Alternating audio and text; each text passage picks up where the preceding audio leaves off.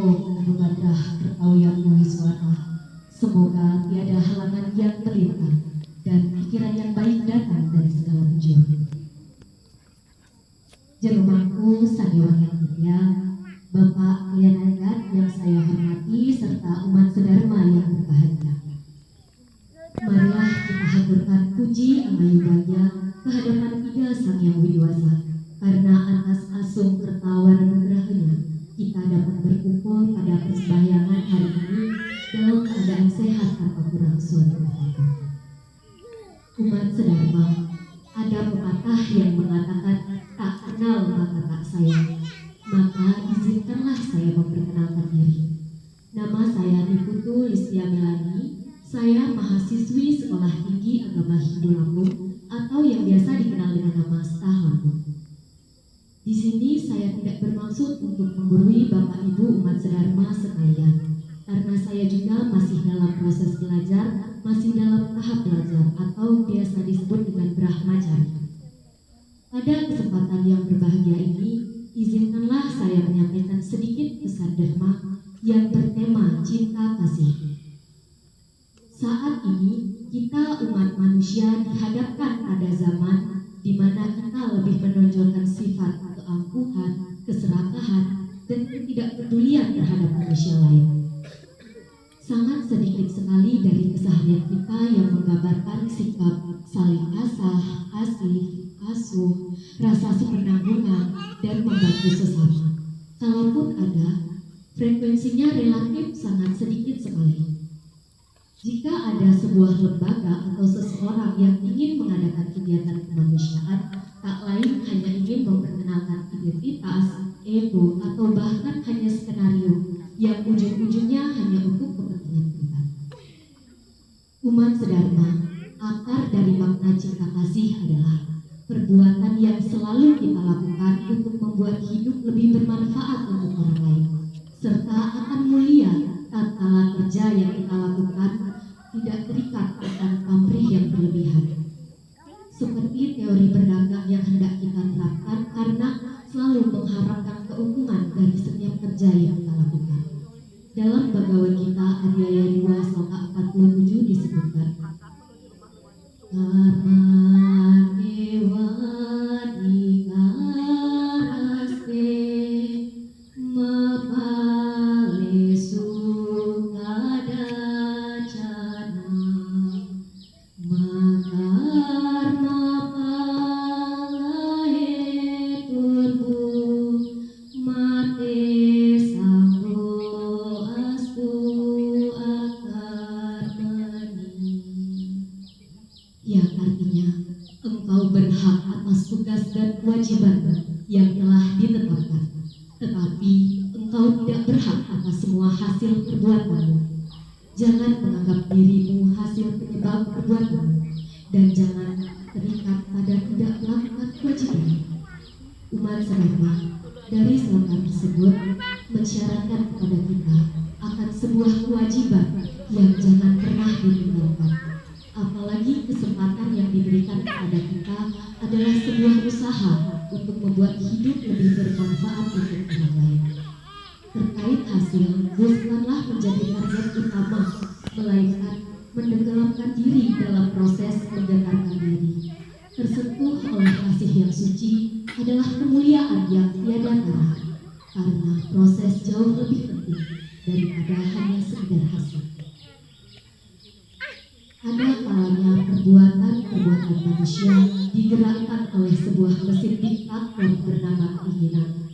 Tatkala mesin ini kita berikan kekuasaan untuk berkuasa, maka jurang kegelisahan akan terbuka, menunggu untuk menjadikan carut-marut lingkaran perjalanan hidup. Belajar dari pesan-pesan penuh makna kasih sayang ini, saya mohon kepada umat sedharma semuanya untuk sejenak membuka ruang hati masing-masing untuk sebuah pembelajaran dari sang bunga yang selalu hadir di sekeliling kita. Bunga selalu memancarkan aroma keharuman. Tak terbantahkan bahwa sebagian besar bunga selalu memancarkan aroma keharuman. Tak peduli ia tumbuh di sawah, di pinggir jalan, atau bahkan di pinggir got sekalipun, bunga tak tergoyahkan. Dengan tangan kanan atau tangan kiri kita memetik bunga tersebut lagi dan lagi, bunga tak tergoyahkan. Ia selalu memancarkan aroma yang sempurna.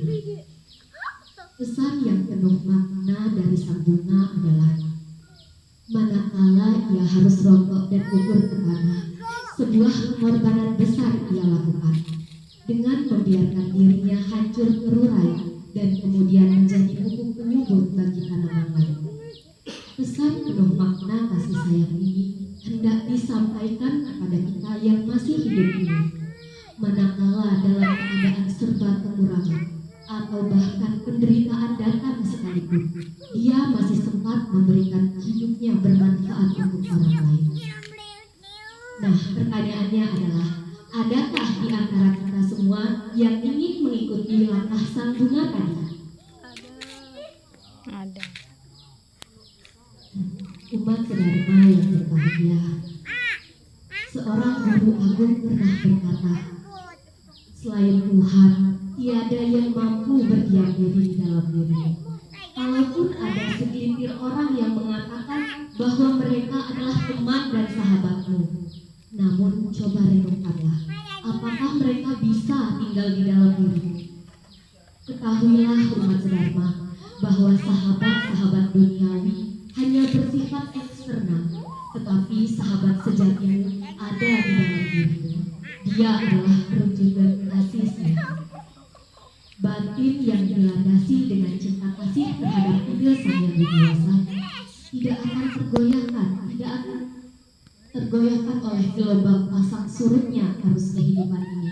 Sama seperti seorang pasien yang telah dibius tidak akan merasakan sakit akibat sayatan pisau ahli bedah. Cinta kasih seperti ini akan mencapai kebebasan. Di dalam diri kita sudah ada bibit-bibit kasih sayang, yang bila mana bibit kasih sayang ini kita tanam, kemudian diairi dengan siraman keikhlasan, lalu dipupuk dengan keheningan, maka suatu saat akan bermunculan bunga-bunga kebahagiaan sejati Sacita Ananta, dan kemudian bermunculan buah-buah kebahagiaan tanpa keterikatan. Dalam konsep Wega sudah dibahas dengan jelas Wasudewa Kutumbaka, bahwa seluruh dunia adalah sebuah keluarga besar, sehingga kita harus hidup dalam persaudaraan. Hubungan akan berjalan dengan lancar apabila hubungan tersebut kita jalankan atas dasar dharma. Seperti halnya hubungan antara orang tua dengan anak, hubungan persahabatan, hubungan pemimpin dengan rakyatnya. Apabila hubungan-hubungan tersebut kita jalankan atas dasar dharma, maka dia akan memberikan kebahagiaan. Tetapi sebaliknya, apabila kita menjalankan hubungan atas dasar arta dan kama, maka suatu saat hubungan tersebut pasti akan terputus. Umat sedharma, kebencian adalah sumber kehancuran.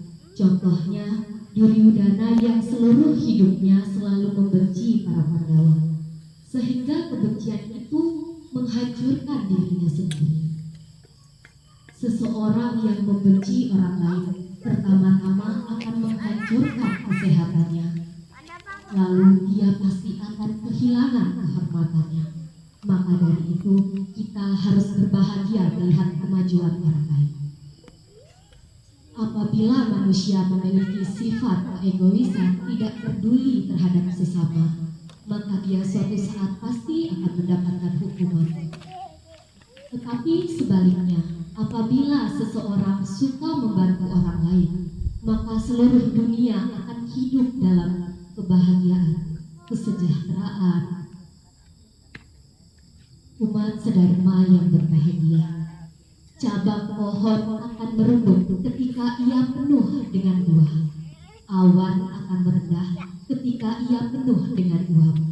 Dan orang baik akan menjadi berhati yang lembut karena kemakmuran. Ini adalah sifat-sifat orang yang suka membantu orang lain. Umat sedharma yang berbahagia, kasih adalah sifat dasar dan alami dari manusia, memberikannya ruang untuknya berkembang, sehingga bunga-bunga akan bermekaran di mana-mana, di sana, di sini, di dalam diri umat sedharma, di lubuk hati saya yang paling dalam, serta di seluruh ruang-ruang di jagat raya ini. Nah, pertanyaan yang mendasar untuk kita semua yang hadir di sini. Setujukah Bapak Ibu umat sedharma bahwa dengan cinta kasih kita bisa hidup hingga sampai saat ini? Setuju. Umat sedharma yang berbahagia, demikianlah sedikit pesan dharma yang dapat saya sampaikan. Besar harapan saya agar kiranya pesan dharma ini bisa menjadi perenungan untuk kita semua. Terima kasih atas perhatian Bapak Ibu umat sedharma semuanya. Apabila terdapat tutur kata saya yang kurang berkenan di hati umat sedharma semuanya, saya mohon maaf. Kehadapan Brahman yang mohon ampun dan hana wong swe kehanulus. Tidak ada manusia yang sempurna, karena kesempurnaan hanya milik Tuhan semata, hanya milik Ida Sang Yang Widi Wasa. Saya